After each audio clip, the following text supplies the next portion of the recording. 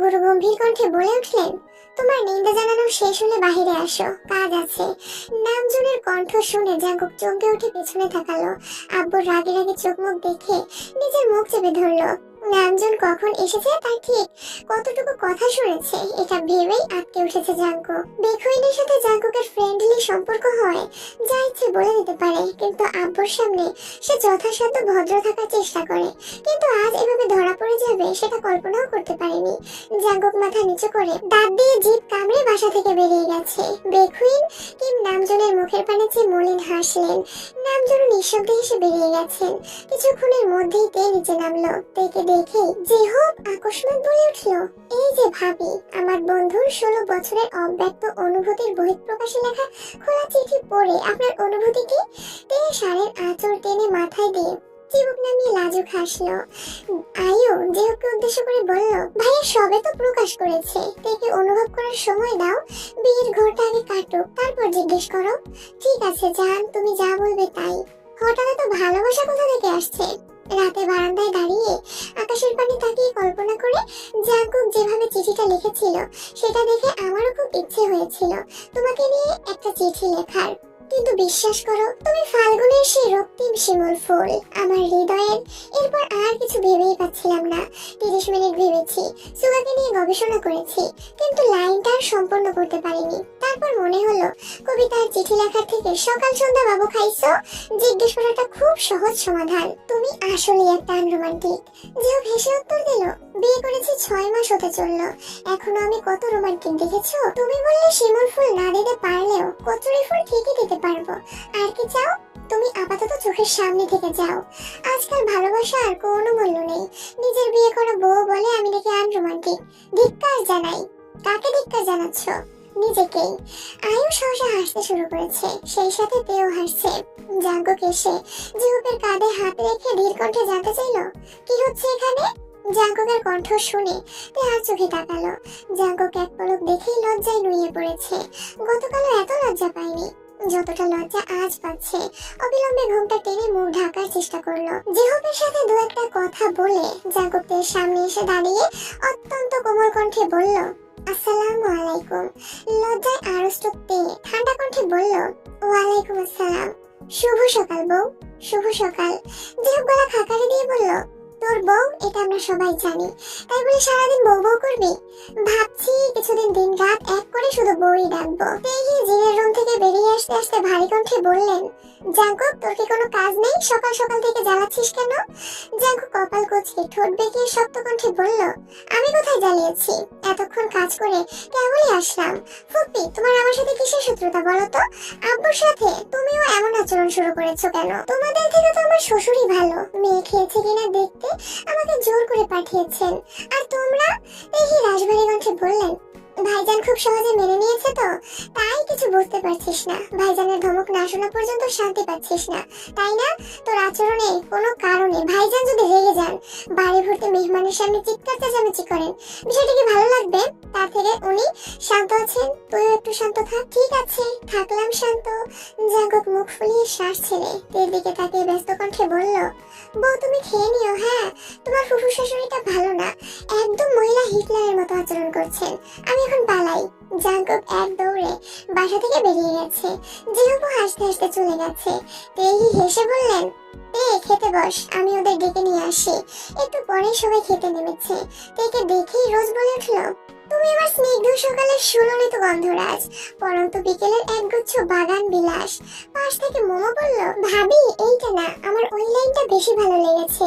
নীল দিগন্তের উড়ন্ত মেঘেরা জানে কত স্বপ্ন উড়িয়েছি বেনামি খামে। মৃদু হেসে বলল, তোমরা শুধু শুধু থেকে জ্বালিও না। আমি তোমাকে ভালোবেসেছি, ভালোবাসি, আর আমি একটু ভালোবেসে যাব। তুমি একদম মন খারাপ করবে না কেমন ওদের দুষ্টুমিতে? চোখ তুলে তাকাতেই পারছে না। এর মধ্যে লিসা এসে একটা চেয়ার টেনে বসলো। মোমো মজার ছলে জিজ্ঞেস করলো, লিসা আপু, আপনার কোন ডায়লগটা ভালো লেগেছে? কিসের ডায়লগ? জাঙ্কুক ভাই তেভাবেকে নিয়ে ফেসবুকে খোলা চিঠি লিখেছে, আপনি দেখেননি? লিসা মোমোকে দেখে পরপর তের লজ্জামাখা আদলের পারে তাকালো। মনে মনে বিড়বিড় করলো, আমাকে ব্লক করে রাখলে কিভাবে দেখবো? মোমো আবার জিজ্ঞেস করলো, দেখেননি? লিসা বিরক্ত হয়ে বলল, খেয়াল করিনি। আবারও মনে মনে বিড়বিড় করলো, এসব আজাইরা ভালোবাসা দেখলে শরীরটা চলে। বৌভাত উপলক্ষে তে আজ অফ হোয়াইট রঙের মধ্যে গোল্ডেন স্টোনের একটা গর্জিয়াস লেহেঙ্গা পরেছে। জাঙ্কুকের সাথে ম্যাচিং করে অফ হোয়াইট রঙের স্যুট পরেছে।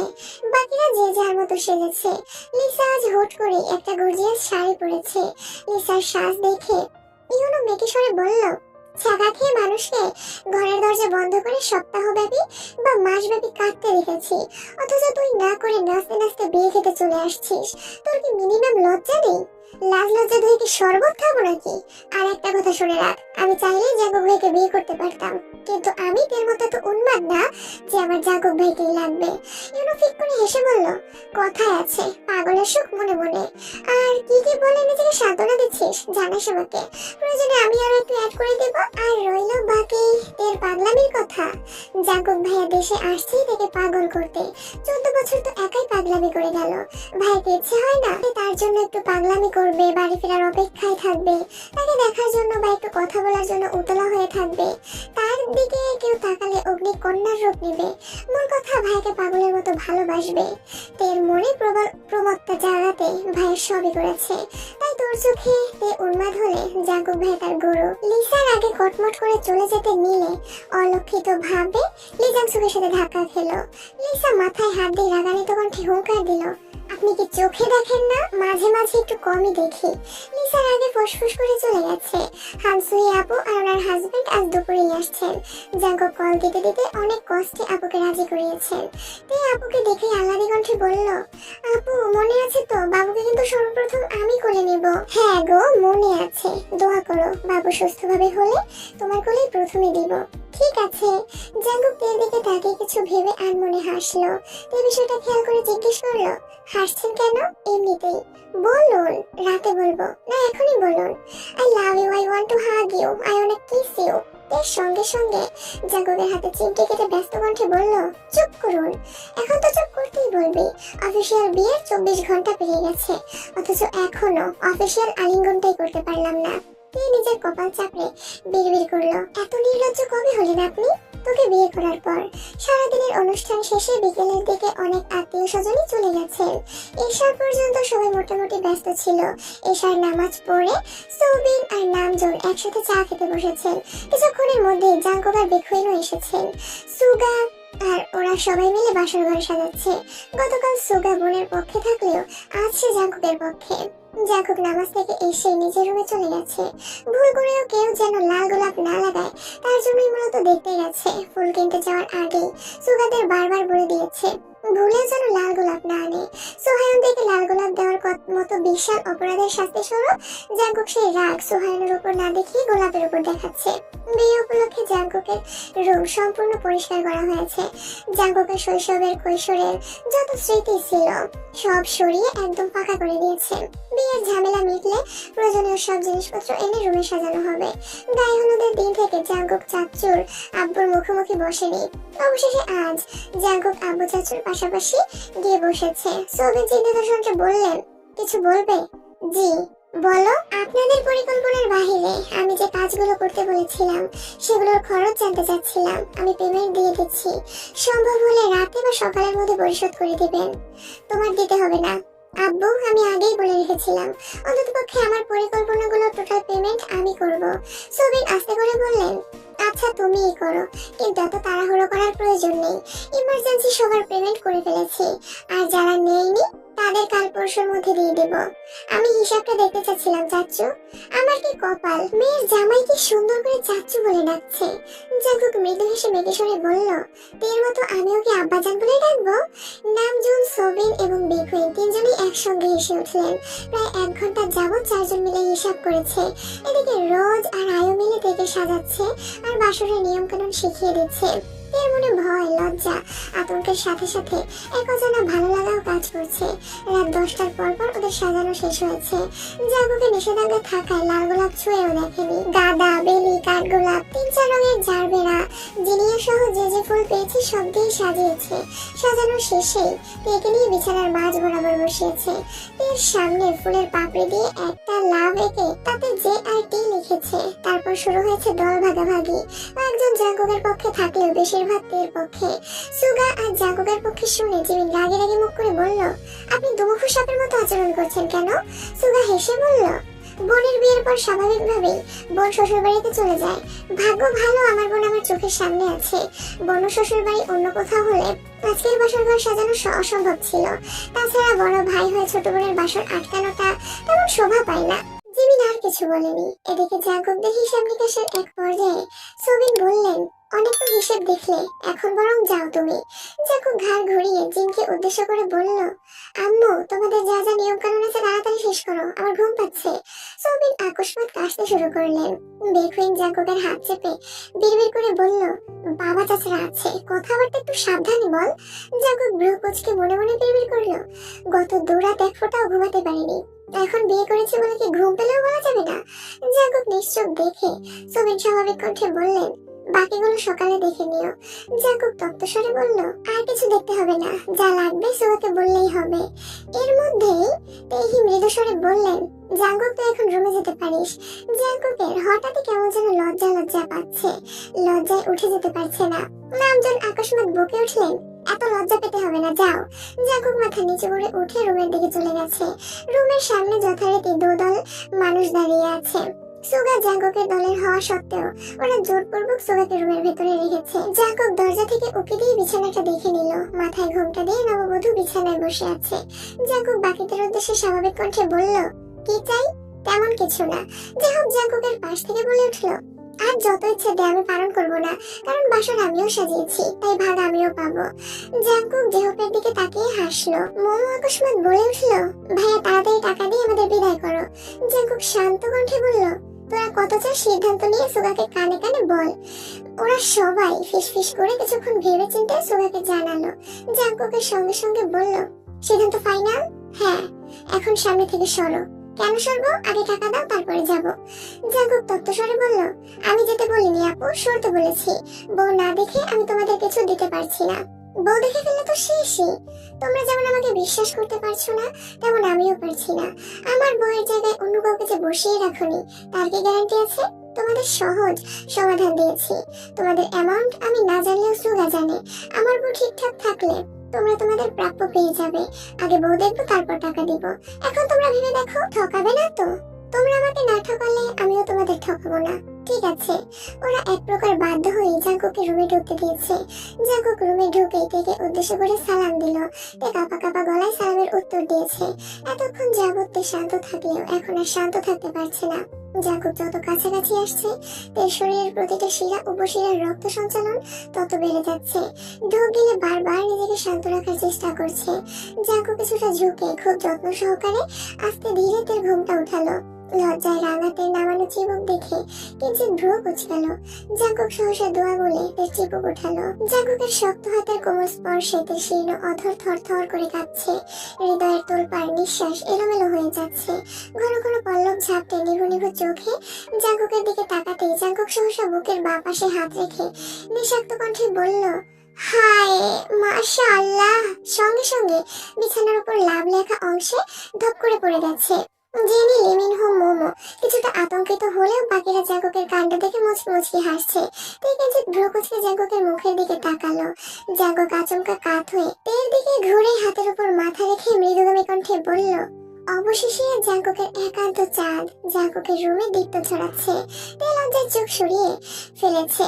জাঙ্কুক পকেটে হাত দিয়ে যতগুলো 500 আর 1000 টাকার নোট পেয়েছে সব তের হাতে মুষ্টিবদ্ধ করে দিয়েছে। আয়ু হাসি মুখে বলল, ভাইয়া আপনার চাঁদকে সারা জীবনের জন্য আপনার রুমে রেখে গেলাম, আপাতত আমাদের দিকটা একটু ভাবুন। জাঙ্কুক তের দিকে তাকিয়ে মোলায়েম কণ্ঠে বলল, ওরা কিছু চাচ্ছে, দিব? তে কিছুই বলছে না, চুপচাপ বসে নিজের হৃদস্পন্দন শুনছে। মোমো সঙ্গে সঙ্গে বলল, এটা কিন্তু কথা ছিল না, তুমি বলেছো ভাবিকে দেখে দিয়ে দিবে। জাঙ্কুক তের দিকে তাকিয়ে থেকে ঠান্ডা কণ্ঠে বলে উঠল, আমি আমার বড় অনুমতি ব্যতীতও কিছু দিতে পারছি না, সরি। সবাই তাকে রিকোয়েস্ট করছে, কিন্তু তে মুখ ফুটে কিছুই বলতে পারছে না। জাঙ্কুক মৃদু হেসে পুনরায় প্রশ্ন করলো, কি হলো, দিয়ে দিব? তে ঘাড় কাত করে সম্মতি জানালো। জাঙ্কুক সঙ্গে সঙ্গে বিছানা থেকে উঠে স্বাভাবিক কণ্ঠে বলল, তোমাদের অ্যাকাউন্ট কত ছিল আমি জানি না, আর জানতেও চাই না। আমার বউ যেহেতু সম্মতি দিয়েছে, তাই তোমরা যা চেয়েছো তার ডাবল পাবে। সুগার দিকে তাকিয়ে মৃদু স্বরে বলল, সুগা ওদের অ্যামাউন্ট বুঝিয়ে দিবি। জি ভাইয়া। রোজ আর বাকি সবাই একসঙ্গে বলে উঠলো, ইস এত বড় মিস্টেক কিভাবে করলাম, আগে জানলে আরো বেশি চাইতাম। আমরা এখন নতুন করে অ্যামাউন্ট চাইবো। জাঙ্কুক মুচকি হেসে বলল, সুযোগ একবারই দিয়েছে, সেই সুযোগ আর পাবে না। এখন সবাই যাও এখান থেকে। যে হোক জাঙ্কুকের কানে কানে ফিসফিস করে কিছু বলে দৌড়ে বেরিয়ে গেছে। বাকিরাও যে যার মতো চলে গেছে। জিমিন তের দিকে তাকিয়ে মুচকি হেসে বেরিয়েছে। সুগা আগেই বেরিয়ে গিয়েছিল। জাঙ্কুক দরজা বন্ধ করতে যাবে, আকস্মাৎ সুগা হাজির হলো। জাঙ্কুক শক্ত কণ্ঠে বলল, আবার কি? সুগা তেকে এক পলক দেখে নিল। তে মাথা নিচু করে নিশ্চুপ বসে আছে। সুগা গলা খাকারি দিয়ে অত্যন্ত কোমল কণ্ঠে বলল, ভাইয়া আমার বোনটা কিন্তু এখনো ছোট, তোমার অনাবশ্যক ভালোবাসাকে একটু কন্ট্রোলে রেখো প্লিজ। জাঙ্কুক ভ্রু গুটিয়ে সরাসরি সুগার চোখের দিকে তাকিয়ে কর্কশ গলায় বিড়বিড় করলো, তুই না আমার সম্বন্ধী? সুগা নিঃশব্দে হেসে অত্যন্ত ধীর কণ্ঠে বলল, তুমি না আমার ভাই, তাছাড়া পুরো পৃথিবী জানে তুমি আমার বন্ধু টাইপের ভাই, তাই আমার সব দিক থেকে পারমিশন আছে। জাঙ্কুক তাতে দাঁত চেপে বলল, জি ভাই বুঝতে পেরেছি। বলছিলাম কি ভাই, আপনি পারমিশন দিলে আমি আপনার বোনের সাথে একান্তে কিছুটা সময় কাটাতাম। পারমিশন দিবেন ভাই? জি ভাই, আপনার জন্যই এত আয়োজন। Best of luck, bye. Suga চলে যাচ্ছে। জাঙ্কুক মুচকি হেসে দরজা বন্ধ করে দিয়েছে। দরজা বন্ধের শব্দে তার শরীর ঝাঁকি দিয়ে উঠেছে। মাথা নিচু করে সোজা করে জোরে নিঃশ্বাস ছাড়লো। জাঙ্কুক আর চোখে তের দিকে তাকালো। ঠোঁটে লেগে আছে দুষ্টু হাসি। ধীর পায়ে এগিয়ে গেল তের কাছে। জাঙ্কুকের তপ্ত দুধ চোখ চকচক করছে। উৎকণ্ঠায় তের চিবুক নেমে গলায় ঠেকেছে। ক্ষীণ বক্ষের তীব্র কম্পনে শরীর ঘেমে একাকার অবস্থা। জাঙ্কুক আকপাস না ভেবেই আচমকা তের কোলে মাথা রেখে শুয়ে পড়েছে। অপ্রত্যাশিত ঘটনায় তে চমকে ওঠে। বুকের ভিতর পর্যন্ত স্তব্ধ হয়ে গেছে। তের সঙ্গে সঙ্গে চোখ বন্ধ করে ফেলেছে। হাত পা সহ সারা শরীর থর থর করে কাঁপছে। জাঙ্কুক আকস্মাৎ জামা কাপড়ের উপর দিয়ে তেকে জড়িয়ে ধরে পেটে মুখ গুজলো। জাঙ্কুকের অবাঞ্ছিত স্পর্শে তের জোরালো বক্ষস্পন্দন আরো বেশি জোরালো হতে শুরু করেছে। নীরবে ঢোক গিলে এলোমেলো নিঃশ্বাস ছাড়ছে। জাঙ্কুক ভয়ঙ্কর আবেশে আবদ্ধ। সুদীর্ঘ অবকাশের অস্ফুট প্রণয়ের অফিসিয়াল অনুমোদন পেয়েছে আজ। তের শরীর থেকে আসা বিমুগ্ধকারী ঘ্রাণটা জাঙ্কুকের নাসারন্ধ্রের সঙ্গে সঙ্গে হৃদয়ে তোলপাড় চালাচ্ছে। জাঙ্কুক এক মনে সেই ঘ্রাণটা উপলব্ধি করছে। তের অভিমানে নাক ফুলানো, গায়ের তীব্র গন্ধ, দরদি স্পর্শ, আহ্লাদী কণ্ঠের আবদার পূরণের পরিপূর্ণ অধিকার পেয়েছে আজ। এইতে একান্তই জাঙ্কুকের। পৃথিবীর আর কারো সাধ্য নেই যে জাঙ্কুকের কাছ থেকে তার তেকে দূরে সরাবে। আর ছোট তের আদুরে কণ্ঠে বলা কথাগুলো জাঙ্কুকের খুব মনে পড়ছে। আকস্মাৎ পেট থেকে মুখ সরিয়ে ঘাড় কিছুটা ঘুরিয়ে তের অভিমুখে তাকালো।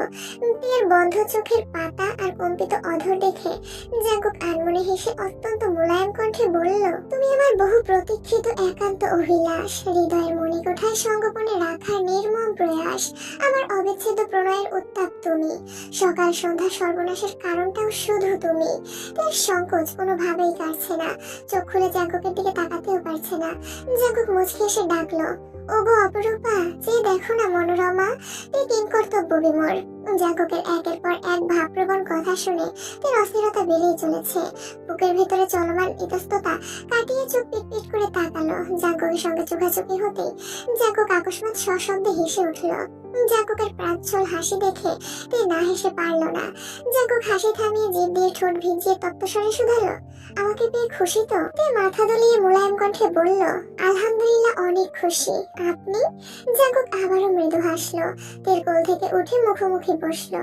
লম্বা নিঃশ্বাস ফেলে তের হাতটা শক্ত করে ধরে কোমল কণ্ঠে বলতে শুরু করলো, আলহামদুলিল্লাহ আজ আমি খুব খুশি, কারণ আমার স্পারোকে দেওয়া কথা আজ আমি পরিপূর্ণভাবে রাখতে পেরেছি।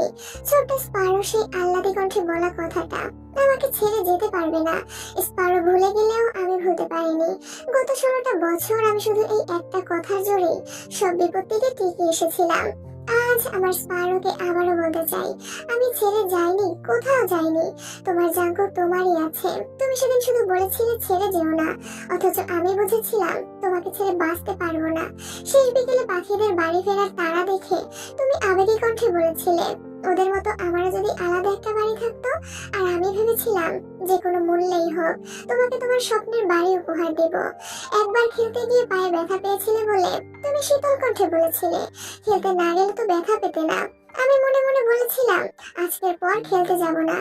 জ্বরের ঘরে আমার হাতটা আঁকড়ে ধরে তুমি বলেছিলে আমার কাছে থাকো। আমিও থেকে গেলাম। কোনো একদিন কোনো কারণে বাসায় আমাকে বকা দিচ্ছিল দেখে তুমি সবার সামনে আমার হাতটা শক্ত করে ধরে বলেছিলে জাঙ্কুক ভাই শুধু আমার, তোমরা কেউ কিছু বলতে পারবে না। আমি জাঙ্কুক সেদিনই তোমার হয়ে গিয়েছিলাম, নিজের সাথে প্রতিজ্ঞা করেছিলাম বাসে তোমার সাথেই বাঁচবো। এই অবিশ্বাস্য চোখে জাঙ্কুকের অভিমুখে চেয়ে আছে। অতর্কিতে বেড়েছে বুকের ভেতরে ধুকপুক শব্দ। জাঙ্কুকের কথাগুলো শুনে তীর চক্ষুদায় কোটর ছেড়ে বেরিয়ে আসতে চাইছে। ফর্সা লাজুক আদর মুহূর্তে পরিবর্তন হয়ে গেছে। নাকের ডগায় মুক্তোর মতো বিন্দু বিন্দু ঘাম চিকচিক করছে। তার উত্তেজিত মনোভাব চোখে মুখে ফুটে উঠেছে। যে জাঙ্কুকের প্রণয়ে আসক্ততে সেই জাঙ্কুক তের কাছে প্রতিজ্ঞাবদ্ধ ছিল এতগুলো বছর। এটা ভেবেই তের মস্তিষ্কের নিউরনে অনুরণ শুরু হয়ে গেছে। তে অসহায় মুখ করে জাঙ্কুকের চোখের দিকে তাকিয়ে প্রশ্ন করলো, আমি আপনাকে এত কিছু বলেছিলাম? জাঙ্কুক তের দুহাত নিজের দুগালে রেখে নিঃশ্বাস টেনে বলল, আমার মনে নেই কেন? কারণ তুমি তখন অনেক ছোট ছিলে। আপনি কখনো বলেননি কেন? ভালোবাসা মুখে বলে হয় না পাগলি, তোমাকে নিজ থেকে অনুভব করতে হতো, আর আমি সেই অপেক্ষাতেই ছিলাম। তাই কপাল কুঁচকে প্রশ্ন করলো, আপনি আমাকে তুমি করে বলছেন কেন? শুনতে খারাপ লাগছে? কেমন যেন অস্বস্তি লাগছে। আপনার মুখে তুইটাই মানায়। অভ্যাস করো, এখন থেকে তুমিটাই বেশি শুনতে হবে। কেন? জাঙ্কুক মৃদু স্বরে বলল, আমার সম্বন্ধী আমাকে ভয়ঙ্কর ভাবে ওয়ার্নিং দিয়েছে, বিয়ের পরে তোমার সাথে তুই-তুকারি করলে আমার নামে মামলা দিবে। সুগারি সব তুই-তুকারি একদম পছন্দ না। ওর সাথে কথা বলে সচরাচর তোমাকে তুই বলে সম্বোধন করি না। তারপরও ভুলে যদি বলে ফেলি তখন দেখা যায় রাগে সারাদিন আমার সাথে কথাই বলে না। গতকাল রাতে আমাকে লাস্ট বারের মতো ওয়ার্ন করেছে যেন কোনোভাবেই তুই না বলি। পার্সোনালি ঘরের দরজা বন্ধ করে তুই বললেও আমার সম্বন্ধী বাবা মা শ্বশুর শাশুড়ি কিংবা কোনো আত্মীয় স্বজনের সামনে কোনোভাবেই তুই বলতে পারবো না। অভিনিষ্টের ন্যায় চেয়ে থাকে। শান্ত কণ্ঠে শুধালো, আপনি ভাইকে ভয় পান? না, তোমাকে ভয় পাই। মানে? জাঙ্কুকের হাত গাল থেকে নামিয়ে বুকের উপর রেখে বলতে শুরু করলো, তোমাকে হারানোর ভয়ে আমার এই যে এইখানটায় বারংবার কেঁপে ওঠে। জাঙ্কুককে ধ্বংসের একমাত্র অস্ত্রই তে। সুগার সহ আমার কাছে মানুষজন খুবই ভালোভাবে জানে আমার জীবনে তোমার অস্তিত্ব ঠিক কতখানি জুড়ে। আমাকে কোনো কিছুতেই রাজি করাতে ব্যর্থ হলে ইচ্ছেকৃত তোমার নাম নেয়, কারণ তারা জানে তুমি আমার একমাত্র দুর্বলতা। এই যে তুমি কত শত কুসংস্কার মানো, কিছু হবে না জেনেও আবেগে নাচো, আমিও ঠিক তেমন। তোমার নামে কিছু শুনলে বুঝে না বুঝে রিয়াক্ট করি, নিজের উপর নিয়ন্ত্রণ হারিয়ে ফেলি। অন্ততপক্ষে তোমাকে নিয়ে সুগার সাথে আমি কোনো রকম অসৎভাবে জড়াতে চাই না। তাই ও যা বলেছে আমি মেনে নিয়েছি। জাঙ্কুকের উৎকণ্ঠা দেখে তে প্রতিনিয়ত আশ্চর্যের চূড়ায় পৌঁছে যাচ্ছে। তে নির্বাক চোখে তাকে গভীর মনোযোগ দিয়ে জাঙ্কুককে দেখছে। জাঙ্কুক কয়েক মুহূর্ত তের মায়াবী আদালত চেয়ে থেকে আনমনে হেসে বলল, ম্যাম, এভাবে তাকিয়ে আমাকে আগে ভাগে দুর্বল করে দিবেন না। আপনার সাথে আমার অনেক কথা আছে। জাঙ্কুকের কথায় তের ভাবনার সুতো ছিঁড়েছে। কপালে ভাঁজ ফেলে মৃদু স্বরে বলল, কি কথা? আগে নামাজ পড়ে রবের কাছে শুকরিয়া আদায় করি, তারপর বলবো। যাও, ফ্রেশ হয়ে উঁচু করে আসো। জাঙ্কুকের হাত ছেড়ে বিছানা থেকে নামছে। এত কথোপকথনের ভিড়ে আয়ো আর রোজ শিখিয়ে দেওয়া নিয়ম কানুনের কথাতে ভুলেই গিয়েছিল। তাই ঝটপট বিছানা থেকে নেমে জাঙ্কুকের পায়ে হাত দিয়ে সালাম করতে নিলে সালাম করার আগেই জাঙ্কুক তের দুই বাহু ধরে উঠিয়ে আলতোভাবে বুকে জড়িয়ে মুলায়ম কণ্ঠে বলল, তোমার অবস্থান আমার পায়ে নয়, হৃদয়ে। আজকের পর কোনো দিন পায়ে হাত দিয়ে সালাম করার চেষ্টাও করবে না, মনে থাকবে? জি। জাঙ্কুক টেকে ছেড়ে ড্রেসিং টেবিলের উপর থেকে ফোনটা হাতে নিয়ে ব্যালকনির দরজায় হেলান দিয়ে দাঁড়িয়ে কিছু একটা করছে। এদিকে মনে মনে হাবিজাবি ভাবছে আর ব্যস্ত হাতে গহনা খুলছে। গলার একটা গহনা খুলতে গিয়ে চুলে টান পড়তেই তে ব্যথায় উফ করে উঠেছে। জাঙ্কুক সহসা ফোন টেবিলের উপরে রেখে তের কাছে এসে জিজ্ঞেস করলো, কি হয়েছে? চুলে টান লাগছে, হাত সরাও, আমি দেখছি। তে ভ্রু কুঁচকাল, তবে নিষেধ করলো না। জাঙ্কুক খুব মনোযোগ দিয়ে তার চুল সরিয়ে গহনা খুলে দিয়েছে। মাথায় লাগানো ক্লিপগুলো খুলতে খুলতে কর্কশ কণ্ঠে বের করলো, আগেই বলেছি রাতে এত সাজগোজ করতে হবে না। তারপরও কেউ কথা শুনে না। জাঙ্কুকের ঠান্ডা কণ্ঠের অভিযোগের সম্মিত ফিরল তের। চোখ ঘুরিয়ে জাঙ্কুক এক পলক দেখে হালকা করে কেশে শীতল কণ্ঠে ডাকলো, জাঙ্কুক ভাই। আকস্মাৎ জাঙ্কুকের সত্য ক্রোধ চোখে ভেসে উঠেছে। তের দিকে তাকিয়ে চোখ রাগাতে তে দাঁত কেলিয়ে হেসে বলল, মজা করেছি। জাঙ্কুক প্রত্যুত্তরে কিছুই বলল না। তে ফ্রেশ হয়ে আশ্রম থেকে বের হতেই জাঙ্কুক চুপচাপ আশ্রমে চলে গেছে। যথারীতি দুজন একসঙ্গে দুরাকাত নফল নামাজ পড়ে নিয়েছে। নামাজ শেষ করে জাঙ্কুক তার কপালে দীর্ঘ চুমুখে তেকে শক্ত করে জড়িয়ে ধরলো। জাঙ্কুকের সারাদিনের সব দুষ্টুমি খুনসুটি হঠাৎই পরিবর্তন হয়ে গেছে, কেমন যেন নিশ্চুপ হয়ে গেছে। জাঙ্কুকের বুকের উপর মাথা থাকায় তে স্পষ্টভাবে জাঙ্কুকের হৃদস্পন্দন টের পাচ্ছিল। তে হঠাৎই ততস্থ কণ্ঠে শুধালো, কি হয়েছে আপনার? আপনি কি কোনো বিষয় নিয়ে চিন্তিত? জাঙ্কুক ঘন ঘন ঢোক গিলছে। তেকে বিছানার পাশে বসিয়ে জাঙ্কুক ফ্লোরে বসলো। তে ব্যাকুল কণ্ঠে বারবার প্রশ্ন করছে। জাঙ্কুক উত্তর না দিয়ে কিছুক্ষণ চুপচাপ বসে রইল। জাঙ্কুক আচমকা বসা থেকে উঠে ওয়ার্ড্রোব থেকে একটা ছোট্ট বক্স বের করলো। জাঙ্কুক নাম লেখা একটা ডিজাইনিং লকেট বের করে তেল গলায় পরিয়ে দিতে দিতে মৃদু স্বরে বলল, এটা বাসর রাতের গিফট। তে তৎক্ষণাৎ লাফিয়ে উঠে বালিশের নিচে থাকা একটা ঘড়ির বক্স বের করে জাঙ্কুকের দিকে দিয়ে বলল, এটা আপনার জন্য। জাঙ্কুক কপাল কুঁচকে প্রশ্ন করলো, বাসর রাতে গিফট দিতে হয়, এটা তোকে কে বলেছে? আয়ু আপু, রোজ আপু, তাছাড়া আমার বান্ধবীরাও বলেছে। আর কি কি বলেছে? আরো অনেক কিছু। জাঙ্কুক ভ্রু গুটিয়ে ধীর হস্তে কপাল চাপড়ে শক্ত কণ্ঠে বলল, ইস, আমার বউটাকে ওরাই নষ্ট করেছে। তে ঠোঁট কামড়ে বের করলো, মোটেই না। জাঙ্কুক ঘড়িটা দেখে মুচকি এসে বলল, পরিয়ে দাও। এখন? এই ঘড়িটা পরিয়ে দিয়ে আলাদা কণ্ঠে শুধালো, পছন্দ হয়েছে? আমার একমাত্র বউয়ের দেওয়া গিফট, পছন্দ তো হবেই। জাঙ্কুক তত্ত্বস্বরে ফের বলল, তোমার জন্য আরো সারপ্রাইজ আছে। কি? জাঙ্কুক একটা অ্যালবাম বের করে তার হাতে দিল। অ্যালবামের সর্বপ্রথম ছবিটা জাঙ্কুক আর তের বিয়ের, দুজন পাশাপাশি বসা। তে ঘাড় কাত করে জাঙ্কুকের বাইসেপে রেখেছে। জাঙ্কুক তের মাথার উপর নিজের মাথা কাত করে রেখেছে, দুজনের এক হাত সামনের দিকে। জাঙ্কুকের হাতের তালুতে মেহেদি দিয়ে লেখা তের জাঙ্কুক, আর তের হাতে লেখা জাঙ্কুকের তে। তে ছবিটা দেখে মৃদু হেসে অ্যালবাম খুলেছে। তের জন্মের পর জাঙ্কুকের প্রথম কোলে নেওয়ার ছবি।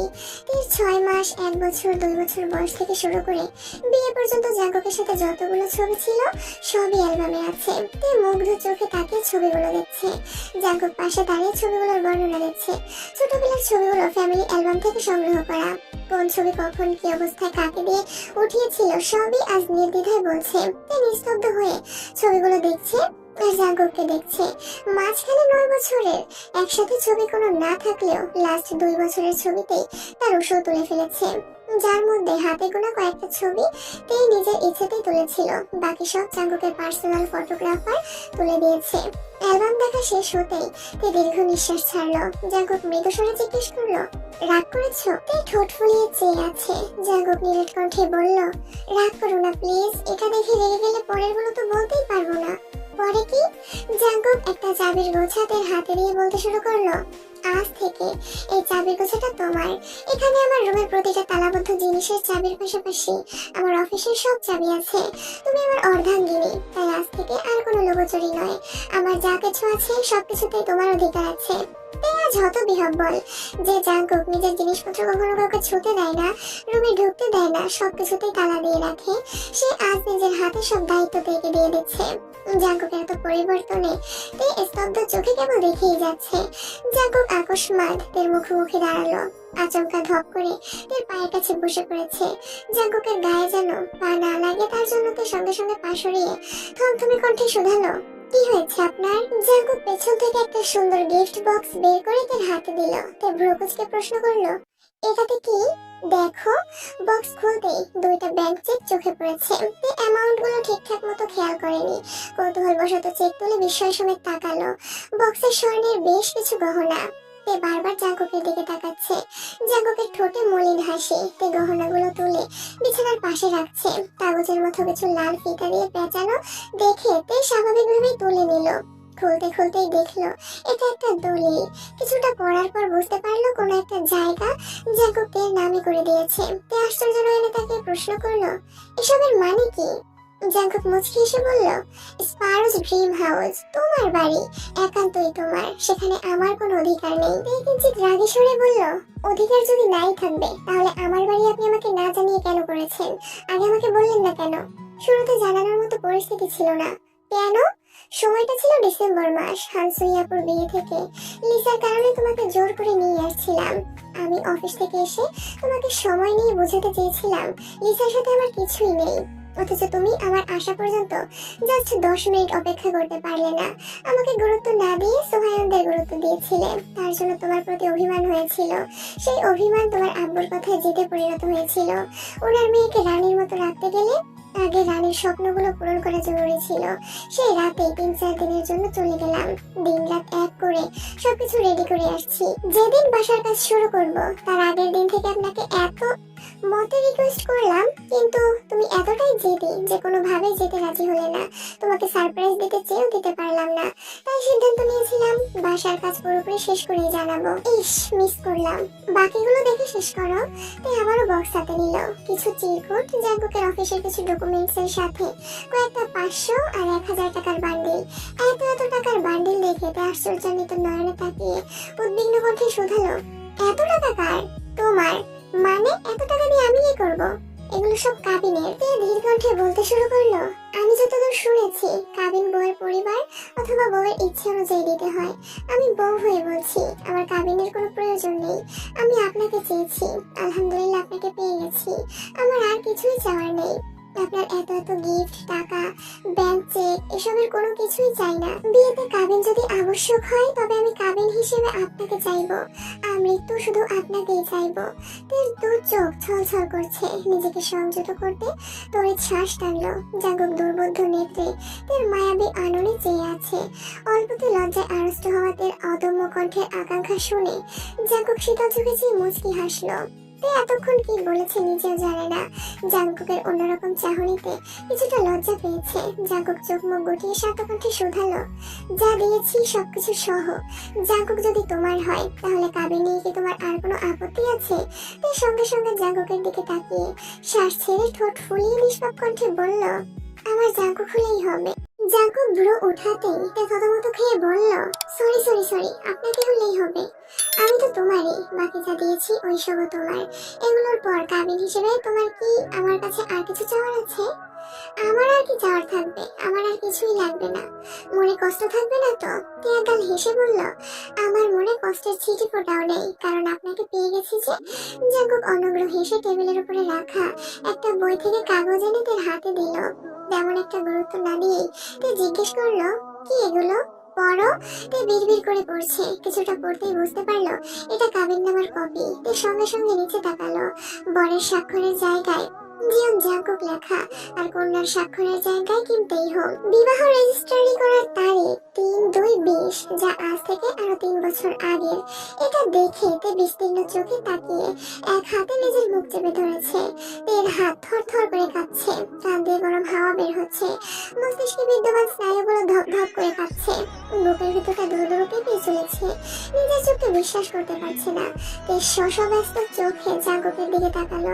জাগক নিরুদ্বেগ ভঙ্গিতে কেঁকে দিচ্ছে আর নিজের বুকে হাত রেখে অনুচ্চ স্বরে দোয়া করছে। তের গলায় আটকানো নিঃশ্বাসটা অতি সন্তর্পণে বেরিয়ে আসছে।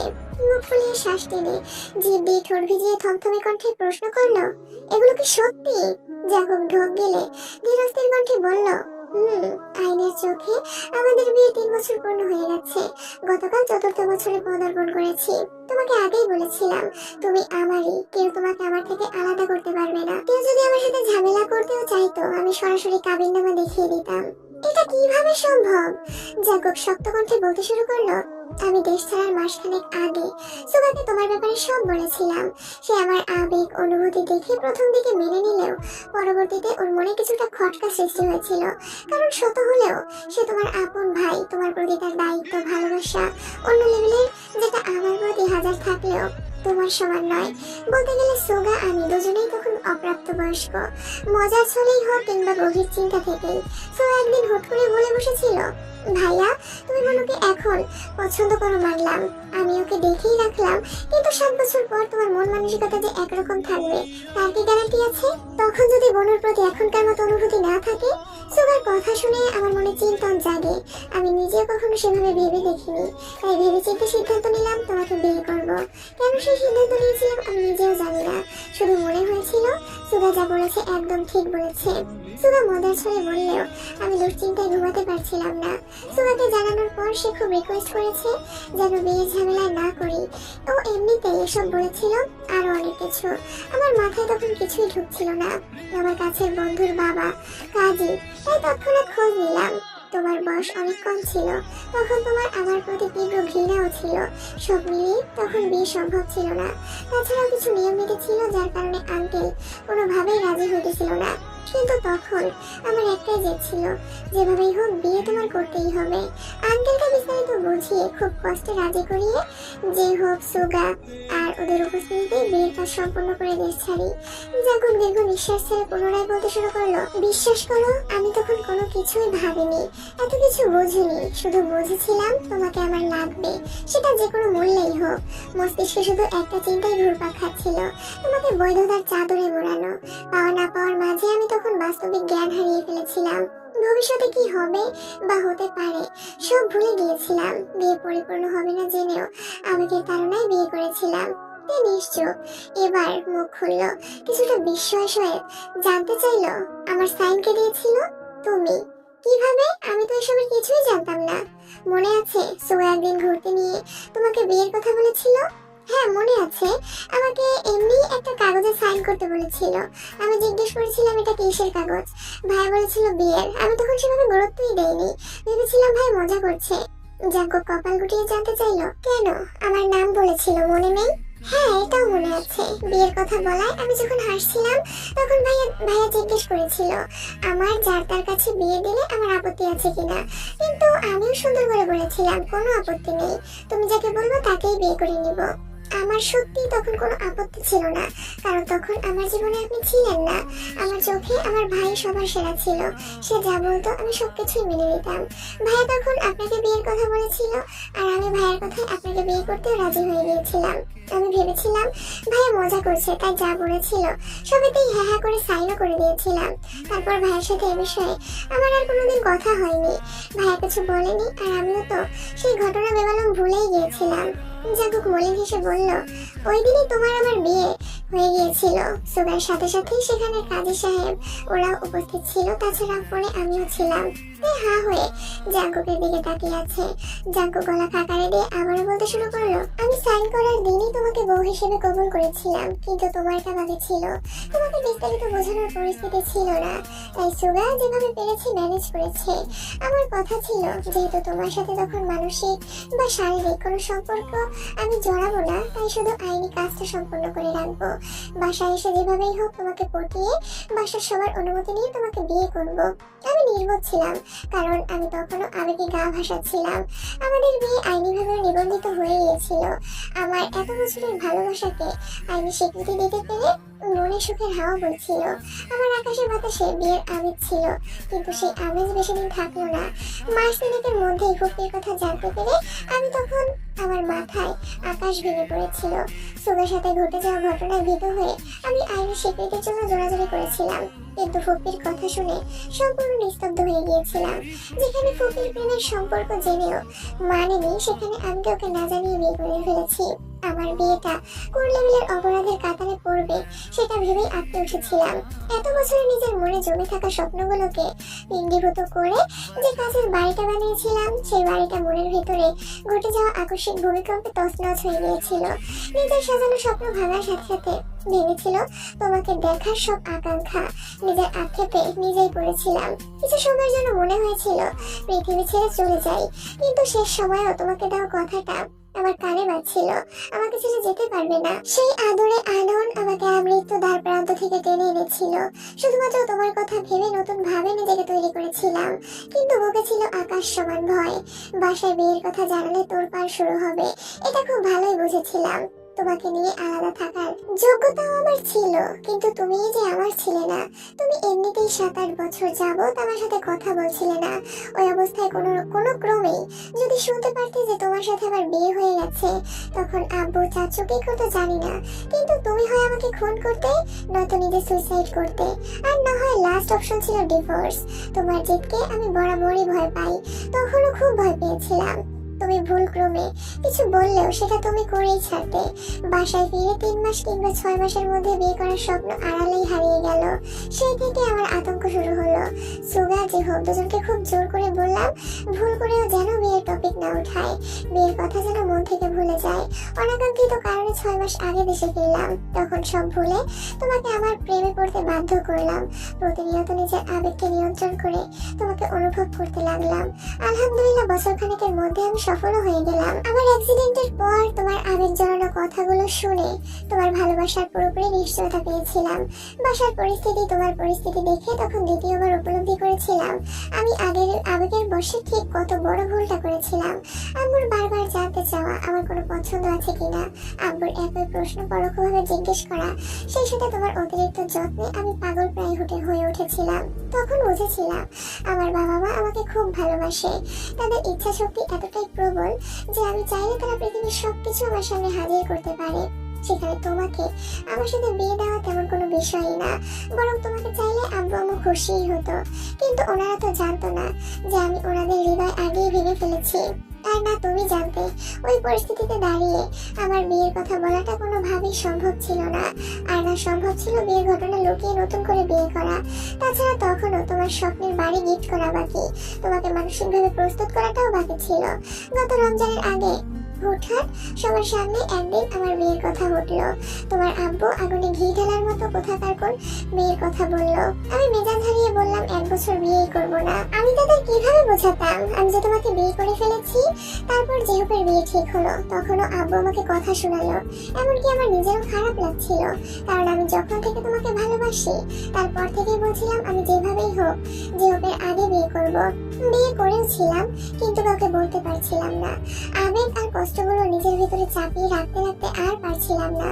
যেভাবে গায়ে হলুদের রাতে ফুপিকে জড়িয়ে ধরে কাঁদতে কাঁদতে শুধু একটা কথাই বলেছিলাম, আমি ভুল করেছি, খুব বড় ভুল করেছি। সেই ভুলের শাস্তি স্বরূপ থেকে আমার থেকে কেড়ে নিও না, আমি থেকে ছাড়া বাঁচতে পারবো না। ফুপি নিরুপায় ছিল আমার কান্না দেখে, তবুও কয়েকবার আব্বুকে বলার চেষ্টা করেছে কিন্তু সাহস করে বলে উঠতে পারেনি। তারপর শুরু হলো তোমার আব্বুর ছেলে দেখা। বাধ্য হয়ে বাসায় রাগারাগি করলাম। তোমার বাসার কাজ শেষ করতে প্রজেক্টের দায়িত্ব নিয়ে দেশের বাহিরে গেলাম। বিয়ের কথা বাসায় বলার জন্য মানসিকভাবে প্রস্তুতি নিচ্ছিলাম। আমার পুরোপুরি টার্গেট ছিল 1 তারিখ তোমাকে প্রপোজ করব, রাতে বাসায় বিয়ের কথা বলবো। বাসায় মানলে 2 তারিখ ধুমধাম করে গায়ে হলুদ হবে, না মানলে তোমাকে নিয়ে বাড়ি ছাড়বো। মাঝখান থেকে তুমি 3 দিন আগে প্রপোজ করতে বের হয়ে সবকিছু এলোমেলো করে দিয়েছিলে। তবে যাই হোক, রবের কাছে হাজারো শুকরিয়া যে কোনো ঝামেলা ছাড়াই তোমাকে পেয়ে গেছি। হতবিহ্বল পাথরের মতো বসে জাকবের মুখের পানে চেয়ে আছে। কিছু জিজ্ঞেস করা বা বলার ভাষা হারিয়ে ফেলেছে। জাকব দেয়াল ঘড়ির দিকে তাকিয়ে সময় দেখলো। তের হাত থেকে কাগজ নিতে নিতে তের মসৃণ গালে চুমু খেয়ে হঠাৎই পুরো কণ্ঠে বলে উঠলো, বউ, আমি তোমাকে 5 মিনিট সময় দিচ্ছি। এর মধ্যে টাসকি খাওয়া মুড থেকে বেরিয়ে রোমান্টিক মোডে আসো। আমার বুকের ভিতর প্রেম ভালোবাসা ফুটন্ত গরম পানির মতো টকবক করছে। তুমি রোমান্টিক মোডে না আসলে আমার অন্তর পুরো ছারখার হয়ে যাবে। তুমি কি তা চাও? এই নির্বাক চোখে জাকবের দিকে তাকালো। জাকব নিঃশব্দে হেসে চোখ টিপলো। জাকবের নির্লজ্জ মার্কা কথা আর কাণ্ড দেখে তে না পারতেও কিঞ্চিত হাসলো। সকালে নাস্তার টেবিলে জাকব আর তে ব্যতীত সকলেই উপস্থিত। জিমিন আজ সবার সাথে খেতে বসেছে। বিকুইন ধীর কণ্ঠে শুধালেন, জাকবের দিকে এখনো ওঠেনি? জেনি দেখে তো। জেনি সঙ্গে সঙ্গে উঠে গেল। জাকবের রুমের দরজায় ডাকতে গিয়ে খেয়াল করলো দরজা খোলা। রুমে তে জাকব কেউই নেই। জেনি রুমের ভিতর ঢুকে ভালোভাবে দেখলো। সহসা বাইরে এসে উচ্চস্বরে বলল, ভাইয়া আপু কেউই রুমে নেই। নামজন সঙ্গে সঙ্গে সুগার দিকে তাকালেন। সুগা আতঙ্কিত কণ্ঠে বলল, আমি সত্যি কিছু জানি না। জিমিন ভ্রু কুঁচকে সন্দেহের দৃষ্টিতে সুগার দিকে তাকিয়ে আছে। সুগা চোখ ঘুরিয়ে জিমিনের চোখের পানে তাকিয়ে শুকনো ঢোক গিলল। জিমিন মুখ ফুলিয়ে আলগোছে ভ্রু নাচালো। সুগা এমন ভাবে ঠোঁট উল্টালো যেন সে কিছুই জানে না। সৌবিন স্বাভাবিক কণ্ঠে বললেন, ওরা আর কোথায় যাবে, হয়তো ছাদে আছে। সুগা ফোন বের করে জাগকের নাম্বারে কল দিল। জাগক কল রিসিভ করে মৃদু হেসে বলল, আসসালামু আলাইকুম সম্বন্ধী সাহেব। ওয়ালাইকুম আসসালাম। কোথায় তোমরা? পালাচ্ছি। মানে তোদের অত্যাচারে অতিষ্ঠ হয়ে গেছি, তাই চলে যাচ্ছি। কিন্তু যাচ্ছ কোথায়? হানিমুনে, বউ ঘুমাচ্ছে, এখন রাখছি। জাঙ্কুক সঙ্গে সঙ্গে কল কেটে দিয়েছে। সুগা ফোনের স্ক্রিনে তাকিয়ে চাপা নিঃশ্বাস ছাড়লো। চলন্ত ট্রেনের ঝাঁকির সাথে জাঙ্কুকের অল্প বিস্তর কথার শব্দে তার ঘুম ঘুম চোখে তাকিয়ে নিজেকে জাঙ্কুকের কোলে আবিষ্কার করলো। জাঙ্কুক মুচকি হেসে বলল, শুভ সকাল বউ। তে আশেপাশে চোখ বুলিয়ে ভালোভাবে দেখে চিন্তিত স্বরে জানতে চাইল, আমরা কোথায় যাচ্ছি? কক্সবাজার। তে প্রশস্ত নেত্রে জাঙ্কুকের মুখের পানে তাকিয়েছে। জাঙ্কুক আলতো হাতে তার চুলে হাত বুলিয়ে দিচ্ছে আর মিটি মিটি হাসছে। জাঙ্কুকের দুষ্টুমিপূর্ণ হাসি দেখে তার স্নেহব্যঞ্জক প্রদোষের একের পর এক আবেগপ্রবণ দৃশ্য মনে পড়তে শুরু করেছে। দীর্ঘায়িত গত রাত ছিল জাঙ্কুকের অতৃষ্ণ অনুরাগ প্রকাশের রাত, নিজের অন্তর্নিহিত আবেগ অনুভূতি জাহির করার রাত।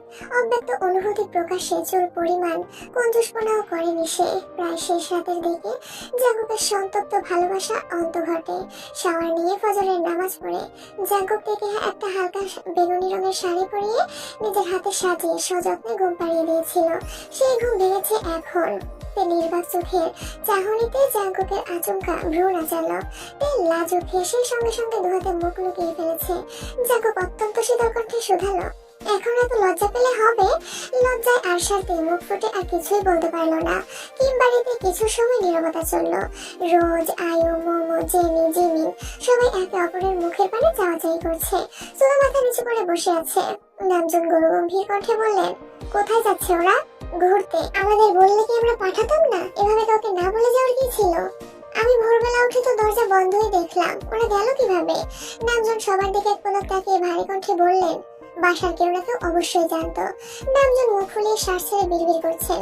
বাড়িতে এখনো কম বেশি মেহমান আছেন, তার মধ্যে ছেলে আর ছেলের বউ বাড়ি থেকে চলে গেছে। বিষয়টা আমার ঠিক পছন্দ হচ্ছে না। সবির মেকি সরে বললেন, ভাইজান কি রাগ করলেন নাকি? নামজন রাগে রাগে মুখ করে তাকিয়েছেন। কেবল এর মধ্যে জিন রাজবাড়ি কণ্ঠে বলতে শুরু করলেন, সব দোষ তোমাদের। ছেলেটাকে এত কষ্ট দেওয়ার কি দরকার ছিল? তোমরা যদি সবকিছু আগে থেকেই জানতে তাহলে এত চ্যালেঞ্জ না নিয়ে আমাদের জানিয়ে সবকিছু মেনে নিলেই হতো। আমার ছেলেটাকে এভাবে নাকা দিলেও পারতে। নামজন হঠাৎই উচ্চ শব্দে হেসে উঠলেন। জিনকে উদ্দেশ্য করে বললেন, তোমার কি মনে হচ্ছে তোমার ছেলেকে কাঁদিয়েছি বলে তোমার ছেলে রাগ করে বউ নিয়ে চলে গেছে? হ্যাঁ। নামজন হাসতে হাসতে বললেন, এই সবকিছুই তার পূর্ব পরিকল্পনা ছিল। তোমার ছেলেকে নিষ্পাপ ভেবো না, সে এতটাও নিষ্পাপ না। আপনি মানেন আর না মানেন, আমি জানি আমার ছেলে নিষ্পাপ। নামজন চাপা স্বরে বললেন, এই যে আমার ছেলে করছো, তোমার আদরের ছেলে যে 3 বছর আগে বিয়ে করে ফেলেছে, এটা কি তুমি জানো? কি বলছেন? কে বলেছে? সৌবিন খাওয়া বন্ধ করে আতঙ্কিত নজরে তাকালেন। নামজন স্বাভাবিক কণ্ঠে ফের বললেন, তোমার ছেলে আর তেমামনির বিয়ে আরো 3 বছর আগেই হয়ে গেছে। গত পরশুদিন 3 বছর পূর্ণ হয়েছে। তোমার ছেলেকে যতটা সাধারণ ভাবো সে ততটাও সাধারণ না। জিন নিস্তব্ধ হয়ে গেছেন। সৌবিন গম্ভীর কণ্ঠে বললেন, ভাইজান তুমি কি আমাদের সাথে মজা করছো? মজা করার ইচ্ছে থাকলে তোদের সাথে আগেই মজা করতাম, বিয়ে পর্যন্ত অপেক্ষাও করতাম না, আর ধুমধাম করে ছেলের বিয়েও দিতাম না। তুই বিয়ের দিন কাবিনের কথা বললি না, আমি কি কাবিন দিব? আমার ছেলে আরো 9 বছর আগে না বুঝেই কাবিন ঠিক করে ফেলেছে। যখন বুঝতে পেরেছে কাবিন মেয়ের পরিবার থেকে দিতে হয়, তখন তার মাথা নষ্ট হয়ে গেছে। সে এলোপাতাড়ি ছোটাছুটি করে টাকা ম্যানেজ করে তোর মেয়েকে বাড়ি বানিয়ে দিয়েছে। তবুও কাবিন নিয়ে যেন কোনো কথা না ওঠে। সৌমিন গম্ভীর কণ্ঠে বললেন, জাঙ্কুক থেকে বাড়ি গিফট করেছে? হ্যাঁ। কোথায়? সেটা আমি কি করে বলবো? আমিও তো অল্প শুনেছি। তোমাকে এসব কে বলেছে? আর তের যে আগেই বিয়ে হয়ে গেছে, এটাই বাকে বলেছে? তোর ছেলে সুগা বলেছে? হ্যাঁ। সৌবিন রাগান্বিত দৃষ্টিতে সুগার দিকে তাকিয়ে আছেন। সুগার সেই যে মাথা নিচু করেছে, চোখ তুলে আর তাকাতেই পারছে না। জিমিন, আয়ু, জেনি, মোমো সবাই নির্বাক চোখে চেয়ে আছে। সৌবিন গুরু গম্ভীর কণ্ঠে বললেন, এসব কি শুনছি? জাঙ্কুকের বিয়ে হয়ে গেছে আগেই? সুগা বারবার ঢোক গেলছে। নামজন মৃদুস্বরে বললেন, ওটাকে কিছু বলে লাভ নেই, সে এক নির্বোধ, আর আমারটা ওর থেকেও আরো বড় নির্বোধ। কিভাবে করেছে এসব এখন আর জানতে হবে না, শুধু জেনে রাখ তোকে তোর ছেলে হারিয়ে দিয়েছে। জিন শীতল কণ্ঠে শুধালেন, আপনি এত কিছু কিভাবে জানলেন? তোমার কি মনে হয় এমনি এমনি বলে দিয়েছে? এত সহজ? সেদিন সন্ধ্যায় যে হোক চাঙ্গুক আর সুগা 3 জনই আমার অফিসে গিয়েছিল। জাঙ্গুকের পছন্দের কথা জানিয়ে আমাকে খুব রিকোয়েস্ট করেছিল যেন ঝামেলা ছাড়াই রাজি হয়ে যাই। যেহেতু সোবিন আমাকে আগে থেকে অনেকবার জানিয়ে রেখেছে, তাই আমিও সেভাবে রিয়াক্ট করিনি। জিহবদের বিদায় করে সুগার সাথে কিছুক্ষণ কথা বললাম। বিয়ে নিয়ে আমার কোনো সমস্যা নেই, শুধু বলেছিলাম মাসখানেক সময় নিয়ে বিয়ের আয়োজন করতে হবে। কিন্তু সুগা সেই ঘুরে ফিরে এক কথা, বিয়ে করালে 3 তারিখে করাতে হবে। সে কারণ বলতে নারাজ। আমিও বারবার জিজ্ঞেস করতে লাগলাম। এক পর্যায়ে রাত দেখিয়ে বললাম, সত্যি কথা না বললে এই বিয়ে আমি কোনোদিনও মানবো না। তখন ভয়ে ভয়ে সব সত্যি স্বীকার করেছে। তোমরা এখন কি অবাক হচ্ছ? আমিও সুগার কথা শুনে তখন হতভম্ব হয়ে গিয়েছিলাম। আমার ছেলের আস্পর্ধার কথা শুনে আমি নিস্তব্ধ হয়ে গেছিলাম। ওই পরিস্থিতিতে রাত দেখানোর অবস্থা হচ্ছিল না। সুগার সাথে হুটহাট সিদ্ধান্ত নিয়ে জাঙ্কুকে রাজশাহী পাঠালাম, কারণ ও বাসায় থাকলে পরিস্থিতি আরো বেশি খারাপ হয়ে যেত। জাঙ্কুকে পাঠিয়ে সঙ্গে সঙ্গে তেহির বাসায় গেলাম। তেহিকে জাঙ্কুকের কথা জানানোর পরে সে বলে ওঠে সে সবকিছুই আগে থেকে জানে। তোমরা বিশ্বাস করবে না, আমি সুগার কথা থেকে তেহির কথাই বেশি অবাক হয়েছিলাম। আমি গিয়েছিলাম ওর সাথে আলোচনা করতে, কিন্তু ওর কথাবার্তা শুনে আলোচনা তো দূর, ওর বাসা থেকেই সিদ্ধান্ত নিয়ে আসছি বাসায় কোনো প্রকার আলোচনা ব্যতীত বিয়ে হবে, আর 3 তারিখে বিয়ে হবে। বাসা বিষয়টা জানালে কি হতো? বিয়েটা আমার সিদ্ধান্তে হচ্ছে জানলে তোমরা কেউ সেভাবে রিয়াক্ট করতে না। কিন্তু যদি একবার জাঙ্কুকের বিয়ের কথা সামনে উঠে যেত, তখন সবার আগে ব্যাগরা দিত সোবিন, সাথে ওর মেয়ে। এজন্য সুগা আগে থেকেই বলে রেখেছিল যেন বাসায় বা জাঙ্কুকের সামনে বিয়ের কথা না উঠাই। এখন যেহেতু বিয়ে হয়ে গেছে আর ওরা বাসায়ও নেই, তাই তোমাদের জানালাম। সোবিন মুখ ফুলিয়ে রাগী স্বরে বললেন, আমি জিতে গিয়ে হেরে গেলাম ভাইজান। তোকে আগেই বলেছিলাম এত খুশি হয়ে লাভ নেই, কারণ আজ নয়তো কাল তোর জিত হারে পরিণত হতোই। সোবিন তেহির দিকে তাকিয়ে ভারী কণ্ঠে বললেন, তুই কি এই কথাটা আগে বলতে পারতি না আমাদের? সাহস হয়নি ভাইয়া, অনেকবার বলতে চেয়েও বলতে পারিনি। বেকুইন সুগার দিকে তাকিয়ে রুষ্ট কণ্ঠে বললেন, তোরা তো সাহস হলো কিভাবে? সুগা মাথা নিচু রেখেই বলতে শুরু করলো, আপনাদের মধ্যে বন্ডিং খুব ভালো, আর আমাদের বন্ডিং খারাপ নাকি? আমাদের ভাইদের জন্য আমরা যা খুশি তাই করতে পারি। লিমিনও ঠিক কিনা বল? লিমিন হয়তো তখন খাবার খাচ্ছিল, তাই কে কি বলেছে সেসবে গুরুত্ব দেয়নি। আচমকা সুগার প্রশ্ন করায় লিমিনও না বুঝে সঙ্গে সঙ্গে বলে উঠল, একদম ঠিক। নামজন মৃদু হাসলেন, তবে সোবিন রাগে ফুসফুস করছেন। সুগা চুপচাপ উঠে গেছে। এমন সময় জেহব অফিসের জন্য রেডি হয়ে নামছে। কিছুদিন যাবৎ জাঙ্কুক ব্যস্ত থাকায় জেহবকে সবটা সামলাতে হচ্ছে। জেহব নিচে নামতেই নামজন ঘাড় ঘুরিয়ে জেহবকে দেখে গরু গম্ভীর কণ্ঠে বললেন, জেহব এদিকে আসো। জি আঙ্কেল। তোমার বন্ধু কোথায় গেছে? কক্সবাজার। তুমি আগে থেকেই জানতে? আগে জানতাম না, বিয়ের দিন রাতে জানতে পেরেছি। বাসা কাউকে জানাওনি কেন? জাঙ্কুক নিষেধ করেছিল। নাস্তা করেছো? জি আঙ্কেল, অফিসে যেতে হবে। ঠিক আছে যাও। জেহব আয়ার দিকে তাকিয়ে মৃদু স্বরে বলল, আমি অফিসে যাচ্ছি, তুমি রোজের সঙ্গে বাসায় চলে যেও। আচ্ছা। এত সময়ের মধ্যে জিমিন শুধু নিষ্পলক চোখে সুগার দিকে তাকিয়েছিল, মুখ ফুটে একটা কথাও বলেনি। জিমিনের বোন সকাল থেকে বারবার কল দিচ্ছে। জিমিন খাওয়া দাওয়া শেষ করে ব্যাগ গুছাতে শুরু করেছে। গত 2-3 দিন যাবৎ সুগার জিমিনের সাথে আলাদাভাবে কথা বলতে ছটফট করছে, কিন্তু জেনি আর মোমোর জন্য সুযোগই পাচ্ছে না। সুগা ঘুরে ফিরে জেনির রুমের সামনে দাঁড়িয়েছে। মোমো সহসা ভ্রুনাচি মৃদু স্বরে বলল, কি ব্যাপার, এখানে কি চাই? জিমিনের সাথে আমার একটু কথা আছে। কি কথা, আমাদের বলো। সুগা মোমোর মাথায় গাঁটটা দিয়ে গরু গম্ভীর কণ্ঠে বলল, 3 দিন যাবৎ তোদেরকেই বলতেছি, সামনে থেকে সর এখন। মোমো ঠোঁট বেঁকিয়ে বিড়বিড় করলো, এত অধিকার দেখাচ্ছ কেন? তুমিও কি গোপনে বিয়ে করে ফেলেছো নাকি? ভাবছি। সুগা রুমে ঢুকতে জিমিন আর চোখে তাকালো। সুগা মলিন হেসে বলল, তোমার সাথে কিছু কথা আছে। বাসা থেকে কল দিচ্ছে, আমাকে যেতে হবে। সে না হয় দিয়ে আসলাম, কিন্তু তোমার সাথে কথাগুলো বলা প্রয়োজন। আপনার সাথে কথা বলার মতো মন মানসিকতা আমার নেই।